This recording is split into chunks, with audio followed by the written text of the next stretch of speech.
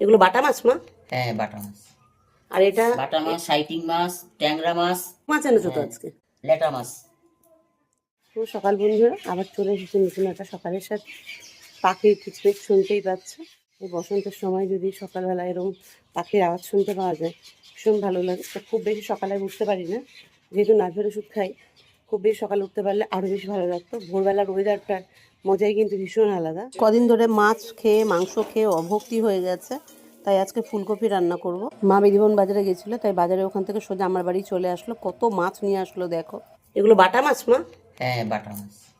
আর এটা বাটা মাছ, সাইটিং মাছ, ট্যাংরা মাছ, বাবা অনেক মাছ এনেছো তো হ্যাঁ, আজকে। লেটা মাছ। অনেক মাছ নিয়ে এসছো। বাজারে যাওয়া হয় না, তরকারি কি খাই রোজ লাগে। মা মাছ কাটতে কাটতে আমার ফুলকপি হয়ে গেল। এবার মা আর মেয়ের জন্য একটু চা করে নেব। আমরা পালং শাক সবজি করে খাই, কিন্তু কোনোদিনও ভাজা খাই না। আজকে একটু পালং শাক ভাজা করব ভাবছি। এদিকে কালকে পুদিনা পাতা মেয়ে এনে রেখেছিল, আজকে আমি ধনে পাতা রাখলাম। পুদিনা পাতা ধনে পাতার চাটনি আমাকে করে রেখে দিতে হয় স্টোর করে। আমার মেয়ে খুব ভালো খায়। কতগুলো পাতা কাটলাম দেখো কোনটুকু হয়ে গেছে। একটু গন্ধরাজ লেবুর রস দিচ্ছি। ধনে পাতা, পুদিনা পাতা, লেবুর রস দারুণ টেস্ট হয় কিন্তু।